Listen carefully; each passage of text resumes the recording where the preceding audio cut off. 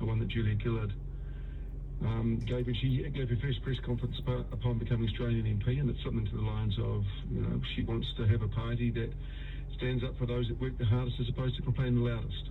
And I don't think that Labor's doing that at the moment. You did say, and I just want to clarify something, because there might be a few people who are confused about this. And look, I've heard you having a chat with Heather on the huddle and things, and obviously the announcement that you aligned with New Zealand First is not much of a surprise. But you've said until the party list comes out. So what is the process from here on in if you are going to be a candidate for New Zealand First? Well, look, every party goes through a process of determining who is going to be on their party list. Yeah. Obviously, that's the basis of MMP. I'm not ruling out being a New Zealand First MP at all. I just want to make that clear. But what I'm not saying is that it's a fait accompli. Oh, no.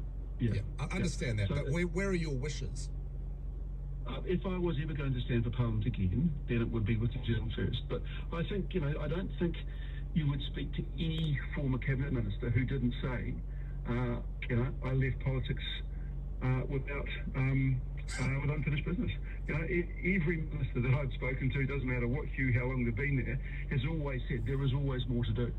Okay. And for me, there was certainly unfinished business. There are many things that I was working on to policy that I thought would have made New Zealand a better country, would have served our businesses well and our people well. And if you think the principles of the original Labor Party, the Labor Party, the sort of first three governments, they were about working, and the Clark government to be fair, they were about working hard for families, building national infrastructure, standing up for those that didn't have a voice, working really hard for families, ensuring that there was work for everyone who wanted it. I don't know if the Labor Party stands for that these days. I'd be interested to know what your callers think. Okay, well, we've got to throw some things for talkback for them, but once we're finished, but which I'm not near concluding this yet.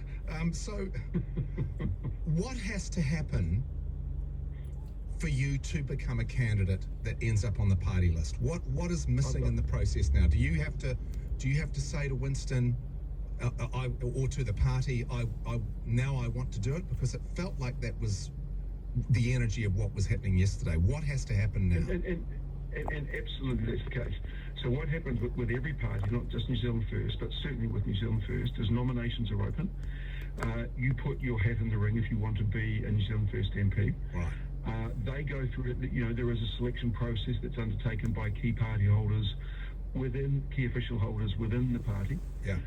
And then they will come out with a party list to which then they go to the public with and say, if you want New Zealand First in government, these are the people we're putting forward. And if I put my hand up, then I will be on that list. Welcome back to politics, because God, I'm telling you what, it does feel a bit blurry when it felt clearer 10 minutes ago. Look,